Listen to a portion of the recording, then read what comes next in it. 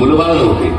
श्री शंकर भगवान आपली एवढीही इच्छा पूर्ण करत नाही म्हणून ते दोघे नवरा बायको दुःखी होते. एके दिवशी चिमणाजी आणि त्यांची पत्नी भगवान शंकराची उपासना करून झोपल्यानंतर पहाटेच्या सुमारास एक तेजपुंज साधू त्यांच्या स्वप्नात आले आणि आपल्या गंभीर वाणीने चिमणाजींना म्हणाले, चिमणाजी उठ, तुझी मनोकामना पूर्ण होण्याची वेळ आली आहे. असाच उठ आणि गावाजवळच्या जंगलात जा. तिथे गर्द झाडीत एक बालक सापडेल, त्याचा तू स्वीकार कर. चिमणाजी खडबडून जागे झाले. त्यांनी स्वप्नातील हकीकत आपल्या पत्नीला सांगितली.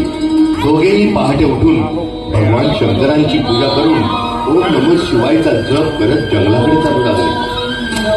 बराच वेळ चालल्यानंतर एका घनदाट वृक्षाखाली वाघांच्या कळपात एक वाघ खेळताना दिसले.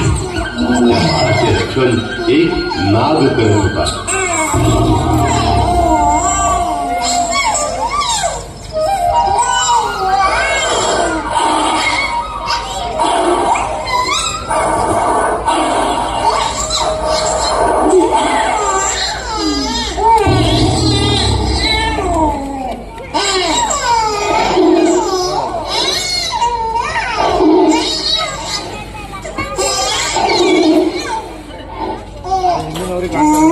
वाघांच्या मध्ये असलेले बाळ उचलून घेण्यास त्यांना भीती वाटली म्हणून ते दोघेही नवरा बायको परत घरी आले. त्या रात्री पुन्हा स्वतः भगवान शंकरांनी त्यांना स्वप्नात येऊन दृष्टांत दिला आणि त्या बाळाला घरी आणण्यास सांगितले.